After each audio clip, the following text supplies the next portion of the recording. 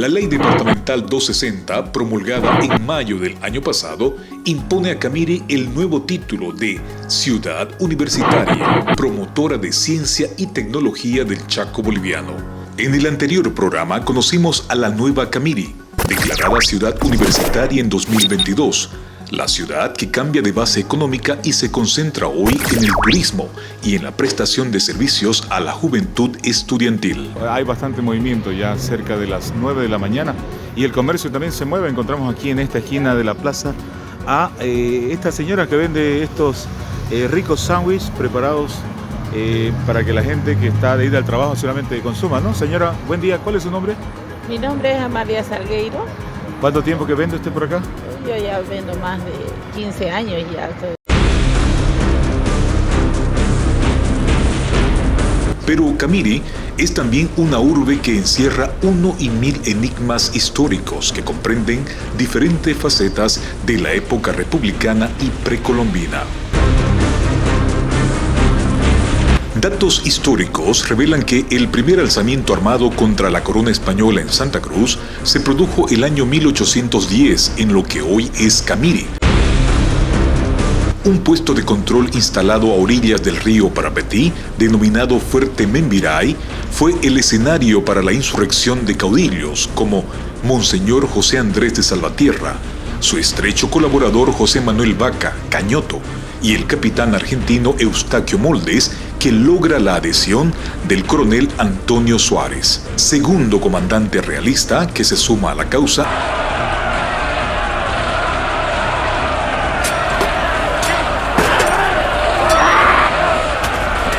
junto a las tropas guaraníes lideradas por sus caciques, vencen en la batalla de Membiray y avanzan hacia Santa Cruz, donde finalmente proclaman la independencia de Santa Cruz.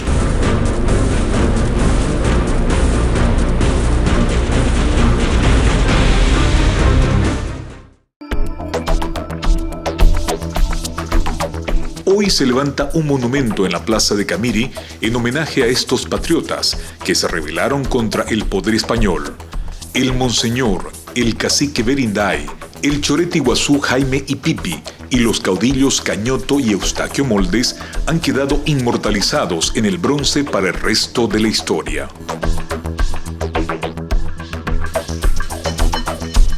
De igual manera, un retablo con escenas alusivas a la batalla se instaló en el mismo lugar donde se dio este combate.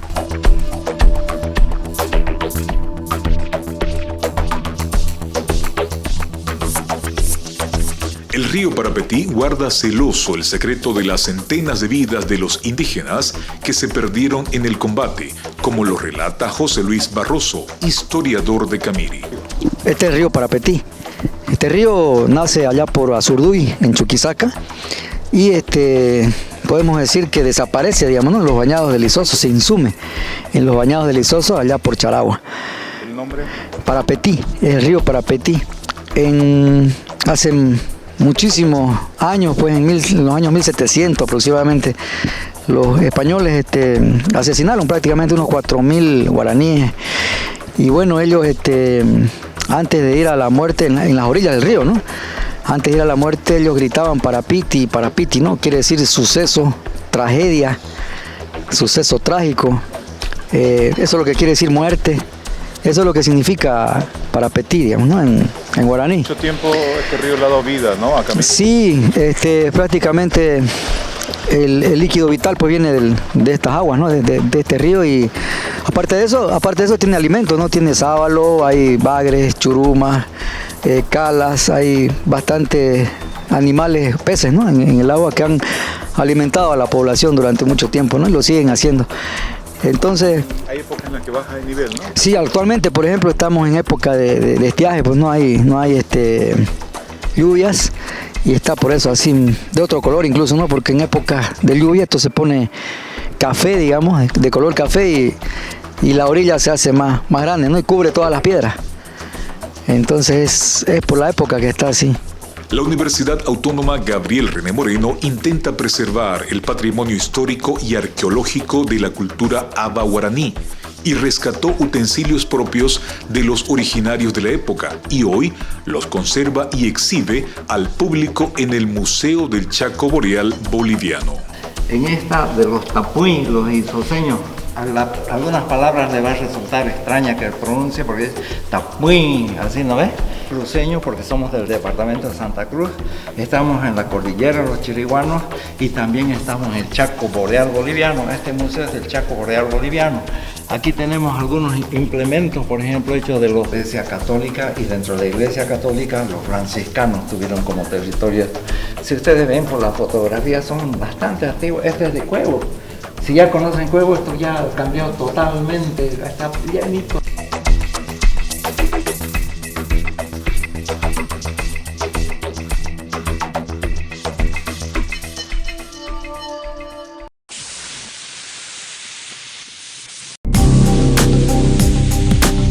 Desde principios del siglo XX se registran grandes hallazgos de pozos petroleros en el Chaco, y esto atrae a las compañías dedicadas a la explotación del oro negro. Luego de Bermejo y Sanandita, la compañía Standard Oil perfora el tercer pozo petrolero en Bolivia con un gran yacimiento del mineral. Se denominó Pozo Camiri número 3.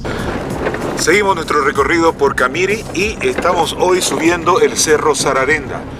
Estamos recorriendo este camino porque vamos a llegar hasta un lugar que es histórico, no solamente para Camiri, sino para el resto del país. Allí se instaló uno de los pozos que hoy continúa en producción desde hace más de 90 años y lo vamos a conocer como parte del recorrido que estamos realizando en esta ciudad.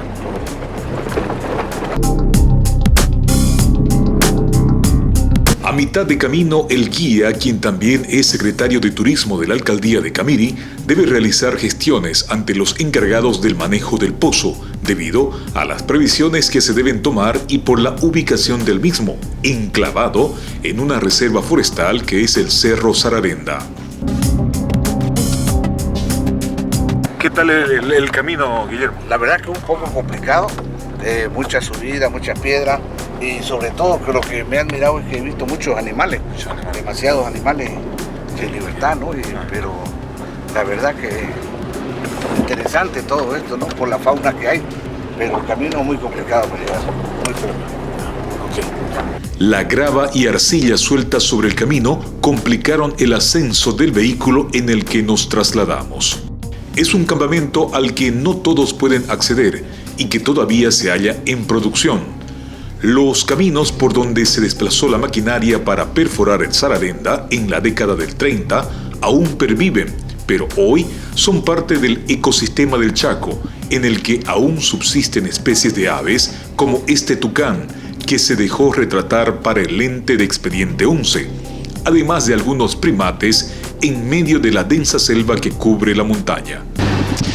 Y luego de recorrer aproximadamente 10 kilómetros desde la población de Camiri, y un camino bastante complicado, hemos llegado hasta un lugar histórico para Camiri, pero también para Bolivia. Y es el pozo número 3, que comenzó a explorarse y finalmente se perforó aquí en Camiri. Y el testigo es este letrero que aún se mantiene. Dice, Pozo Camiri número 3, inicio de la perforación, 27 de junio del año 1929. Vale decir que estamos cerca a cumplir aproximadamente 100 años desde que se inició la actividad petrolera de este pozo. El pozo comenzó a ser perforado en junio de 1929 y finalizó en mayo de 1930 con una profundidad de 943 metros, comenzando la explotación el mismo año. Además de otros datos, la profundidad alcanzada dice 943 metros, el final de la perforación fue en mayo de 1930, el inicio de la producción ya de este pozo también en 1930 y otros datos importantes que por supuesto han quedado ya como registro histórico. Acompáñenos porque lo vamos a conocer de cerca, el pozo número 3 que comenzó a perforarse y que dio vida prácticamente, según los historiadores, a lo que hoy es Camiri, que nació inicialmente como un campamento petrolero.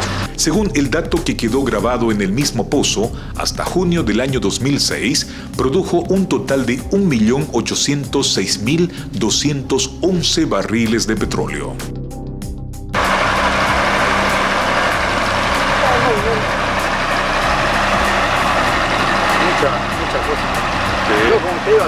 para mí, ¿no?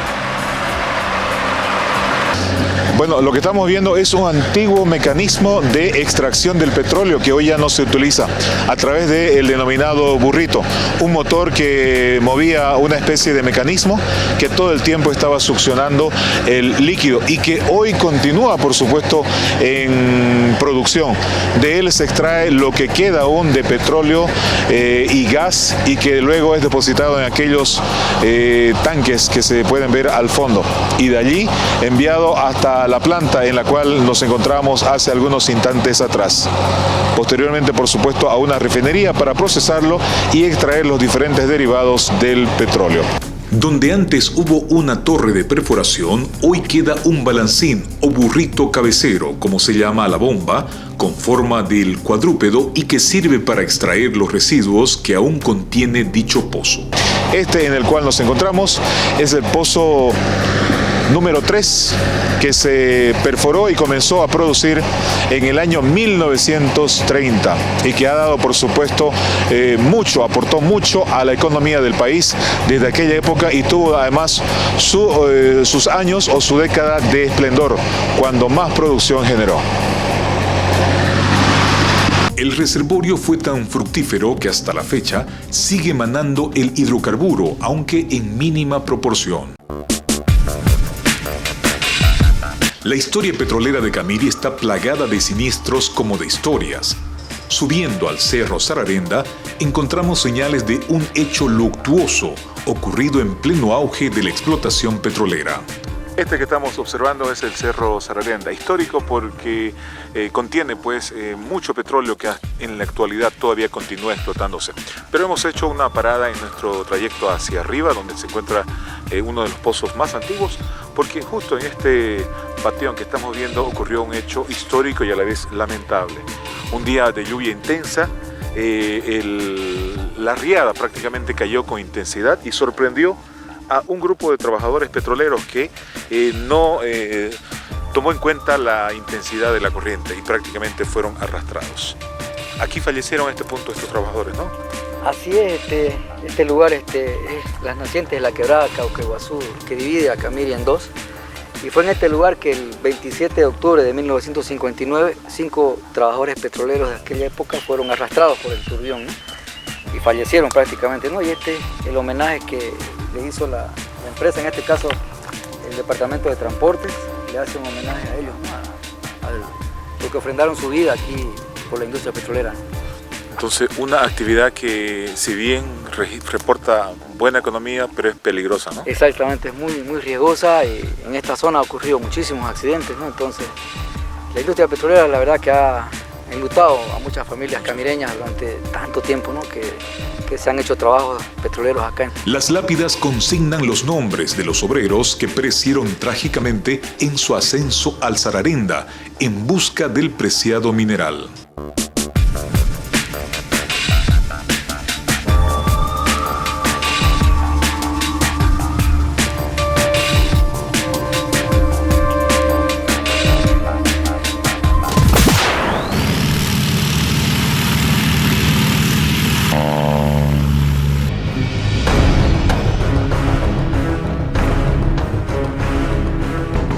Aparejado al auge por el crudo, se desataron controversias entre Paraguay y Bolivia, precisamente por la riqueza y codicia que desataba el poder que representa su comercio.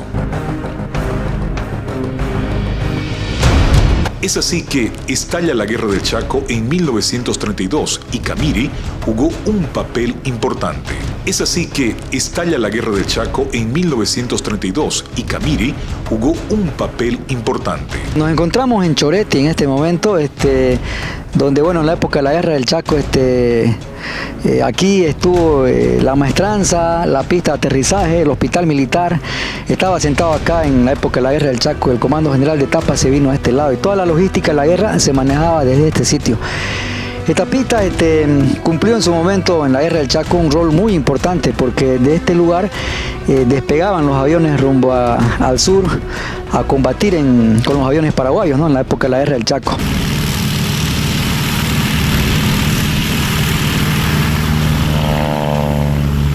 En este lugar los pilotos descubrieron que la gasolina de aviación que se fabricaba acá en Camiri, en nuestra refinería, tenía una altísima calidad, ¿no? Tenía un alto contenido de octanaje que hacía que los aviones sean más veloces. El petróleo debía procesarse para extraer todos los derivados que agregan valor a su industrialización. Nacía la primera refinería para obtener el máximo provecho a los barriles de crudo. A mis espaldas se encuentra la flamante unidad educativa Oscar Unzaga de la Vega, un nuevo edificio educativo aquí en Camiri. Pero antes, en este terreno, por los años 1930, funcionó la segunda refinería más importante y de refinación, producción de líquidos derivados de los hidrocarburos, precisamente aquí en Camiri. Hoy, estas instalaciones prácticamente abandonadas son el testigo del potencial económico y sobre todo petrolífero que tuvo esta región. Prácticamente un monumento a la historia y a todo el apogeo económico y petrolero que hubo en su momento en Camiri, la capital petrolera como se la ha denominado. Agua por estos caños, entraba agua ahí. Mierda, ¿sabes qué? Esto es... Mira el grosor de esto. Esto debería estar en 10. Claro.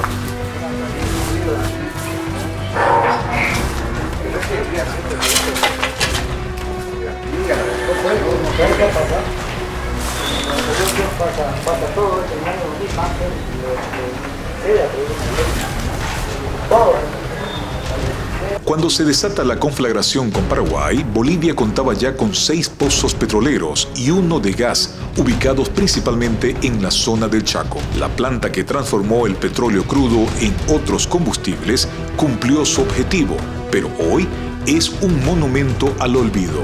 Esto prácticamente es la señal de lo que hubo aquí en su momento, mucho movimiento económico, ¿no? Así es, lo dijiste bien claro, pues, fue el sostén de la economía del país durante 5 décadas.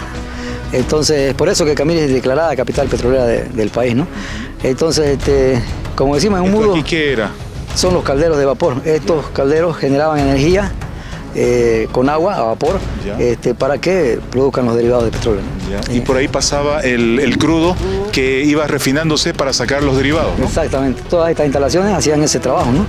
Aquí, según algunos trabajadores petroleros de acá, de la refinería antigua ya, nos decían de que la temperatura en este lugar era el doble de la normal en la ciudad, digamos que esté a 30 grados normal y aquí era 60 grados, ¿no? O sea, precisamente por la actividad que había. La actividad que había acá era realmente muy, muy caliente, ¿no? Y los derivados, gasolina y otros, iban saliendo lentamente y se almacenaban, tengo entendido, en ese tanque. Se almacenaban en los tanques que están ahí atrás y los cisternas venían a cargar también combustible acá y lo llevaban, ¿no? Los transportaban hacia las ciudades, a todos lados. Era una capital donde había mucho movimiento económico, había mucho dinero en realidad, ¿no? Sí, fueron épocas lindas, ¿no? Sí, épocas de oro, como le decimos nosotros. Y acá en las instalaciones del Distrito Sur de IPFB, alrededor de casi 2.000 personas trabajaban, ¿no? Tanto en los campos petroleros como acá.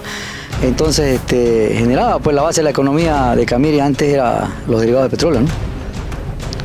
Así era. Entonces, poco a poco, ya después de la capitalización de IPFB en el 98, Camiri ya cambia esa vocación económica, ¿no? A lo que es los servicios y el comercio. Y hoy por hoy estamos detrás de lo que es la ciudad universitaria. O sea, queremos convertir a Camiri en una ciudad universitaria que permita que la ciudad crezca más, ¿no? Calderas, hornos, tuberías y bandejas para el separado de los componentes hoy lucen corroídos y ahogados entre la maleza por la humedad y el paso del tiempo.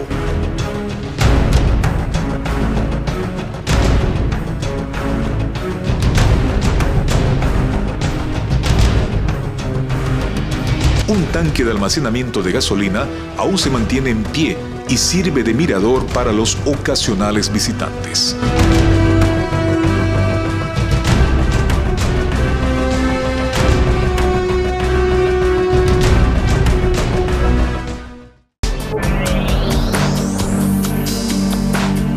Volvamos a los acontecimientos de la contienda del Chaco. El petróleo refinado dio origen a los primeros galones de jet fuel o gasolina de aviación, cuyo elevado nivel de octanaje sorprendió a los pilotos nacionales de la época. El combustible cayó como bendición a la artillería aérea boliviana que se enfrentaba a la paraguaya, por lo que fue muy bien aprovechado por el célebre Rafael Pavón, un paceño con vasta experiencia en pilotaje que se enfrentó con su Vickers Type 143 de fabricación inglesa a un Potes 25 paraguayo de fabricación francesa en el primer combate aéreo del continente en el año 1932, en plena contienda del Chaco.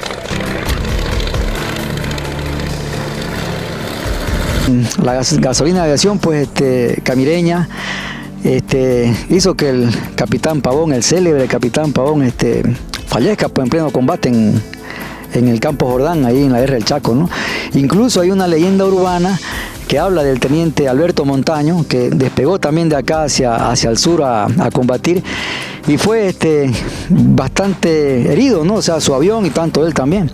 Pero él tuvo la fortaleza física, digamos, de traerlo el avión de vuelta a este sitio, a esta pista, y falleció al frenar el avión, ¿no? Pero resulta que él estaba enamorado de una enfermera muy bonita que había acá en el hospital militar.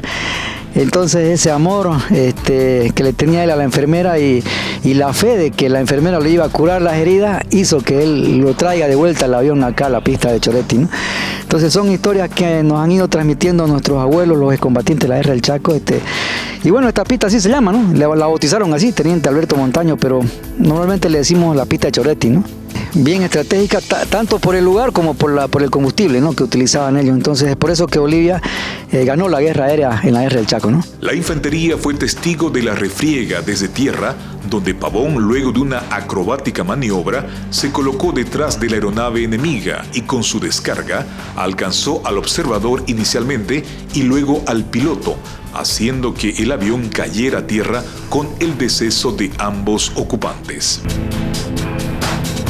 Pavón fue abatido a los 2 años en otro combate aéreo con la Fuerza Aérea Paraguaya, pero su nombre quedó inmortalizado como el aviador que encaró el primer combate de la aviación militar y además por su destreza y valentía al timón.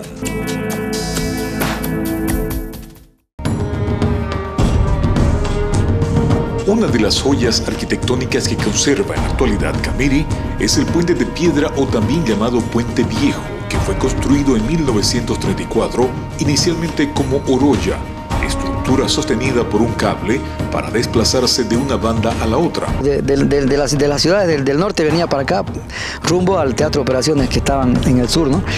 Entonces este puente contribuyó a que el país pueda recuperar, digamos así, Boyuibe, Charagua, Villamonte, incluso hasta casi adentrarnos hacia el Paraguay, ¿no? Al final de la guerra, ya a mediados de ese año, ¿no? De 1935. El propósito era unir Choretti con Camiri por el camino antiguo para posibilitar el transporte de suministros durante la contienda bélica. Casi una década después, ingenieros del ejército boliviano construyen la estructura metálica que subsiste hasta hoy sobre la base de las antiguas torres ubicadas a cada lado del río.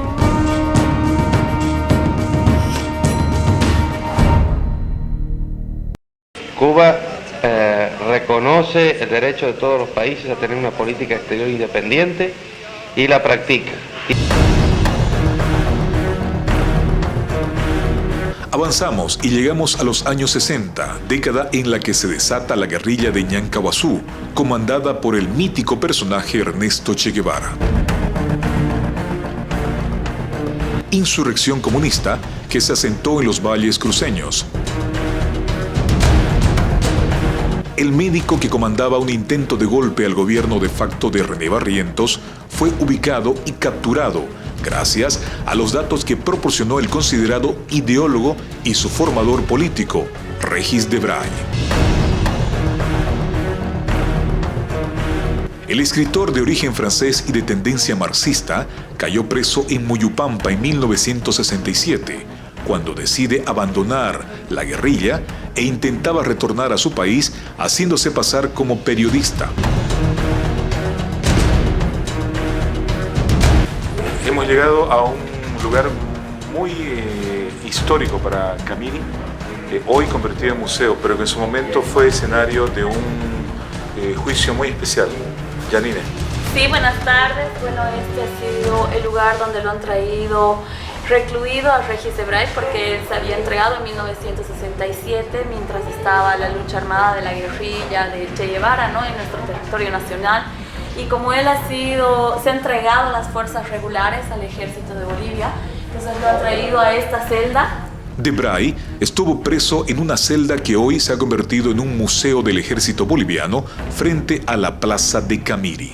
Esta ha sido su celda de reclusión durante 3 años, desde 1967 hasta 1970, que es el momento que han realizado un juicio rápido, sumamente abreviado, para poder hacer la repatriación de este prisionero de la guerrilla para el Estado francés, ¿no? ¿Y luego del juicio qué pasó?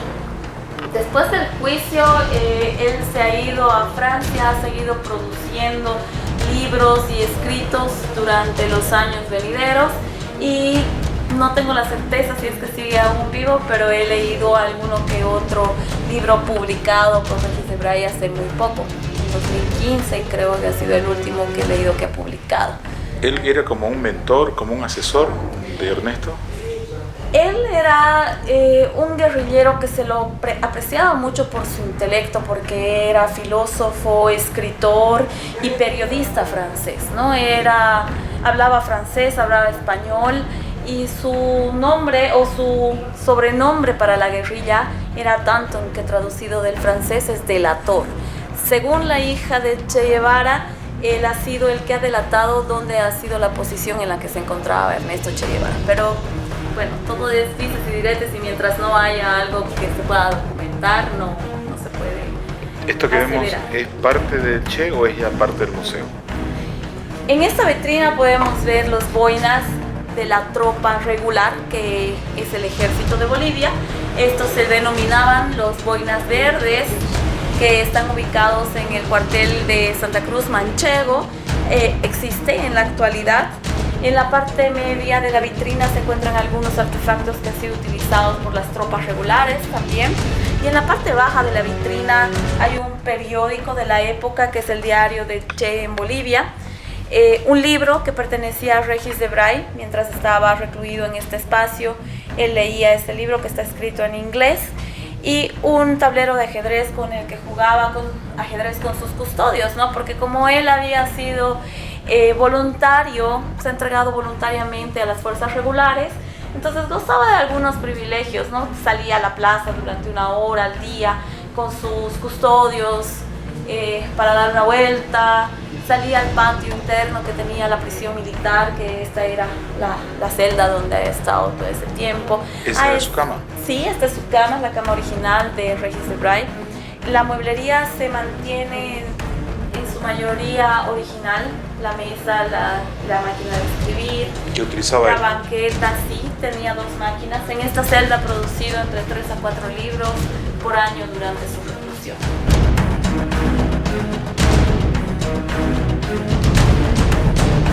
En el primer juicio oral de América del Sur, fue condenado a 30 años, pero a los 3 años de su encierro, fue liberado por su contribución a la captura y regresó a su país.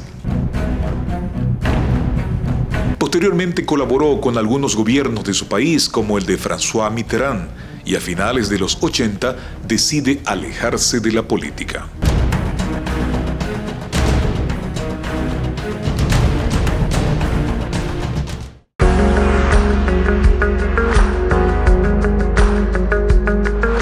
El desarrollo económico influye en la necesidad de información, y es por ello que el gremio periodístico también creció con los años en Camiri. Y seguimos nuestro recorrido por Camiri y hemos encontrado precisamente en este hermoso paseo de la ciudad al dirigente de la Federación de la Prensa, Marco Antonio Espinosa precisamente. Marco Antonio, ¿cómo está el trabajo de los hombres de la prensa en el día a día, la cobertura periodística en estos últimos meses?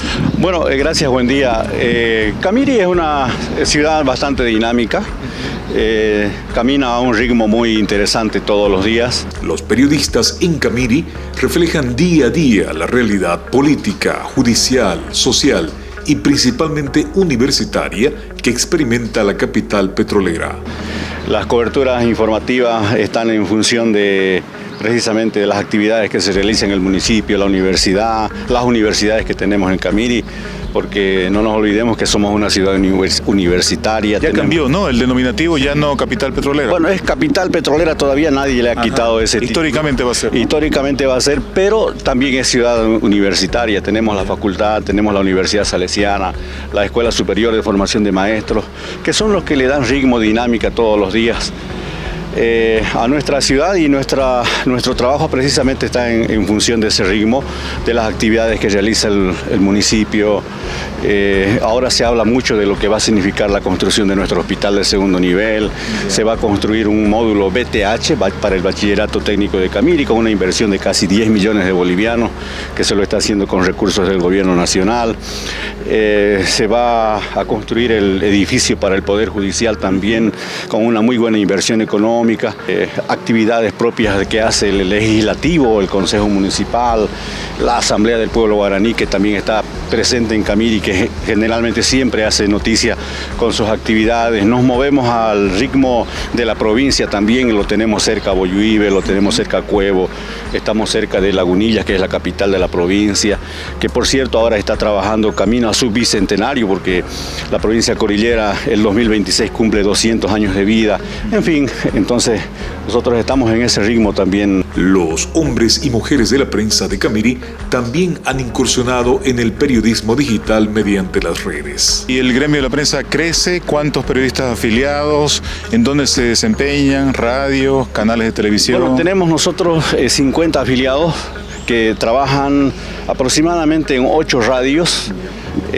Otros trabajan de manera independiente en páginas, en redes sociales. Es lo que más ahora está, ¿no? Saliendo las redes. Es lo que más sale. Yo tengo un programa de noticias en televisión, también tengo una página y la mayoría de los colegas trabajan así con sus páginas. Hay como 6, 7 páginas que salen al vivo todos los días y que, bueno, reflejan todo lo que pasa, pues, ¿no? En Camiri pasa siempre muchas cosas que la población tiene que estar al tanto, tiene que enterarse y bueno, nos movemos en ese ritmo también, estimado. Si clasificamos por ámbitos las noticias, ¿cuál es la que más sobresale? ¿La política, policial, institucional, universitaria? Yo creo que está la información del ámbito político, ¿no? Municipal, universitario. Felizmente en Camiri hechos policiales no se ve mucho. Vivimos en una ciudad tranquila. Solamente cuando uno prende el televisor y mira Santa Cruz a través de los medios, vemos crónica. Definitivamente es una película de lo que pasa ahí en Santa Cruz. Aquí felizmente no, son hechos muy, muy aislados que se presentan. Pero bueno, siempre un fin de semana, producto de la dinámica del consumo de bebidas alcohólicas, hay riñas, peleas, algunos robos menores, ¿no? Leves, ¿no? Que no van más allá. Lo que sí se da y con mucha incidencia son los casos de violencia intrafamiliar, por ejemplo, ¿no? La FELCB tiene bastante información todos los días por hechos que ocurren dentro de la familia, producto del consumo de bebidas alcohólicas, la situación económica, ¿no? La situación social misma. Entonces, que generalmente muchas veces no trascienden en los medios porque son cosas que pasan dentro de la familia, a no ser que se trate de un intento de feminicidio, un intento de infanticidio para que un poco sea relevante, pero lo demás queda por ahí. Sin embargo, son casos que son relevantes también a la hora de las estadísticas, ¿no? Esa es la Camiri histórica en la que cada uno de sus rincones esconde parte de la historia de Bolivia, facetas y personajes que no pueden quedar en el olvido. El gobierno municipal ha desarrollado un plan de recuperación de los sitios históricos del Chaco, para lo cual diseñó una ruta histórica a ser preservada y promovida con apoyo financiero nacional y, si es preciso, internacional.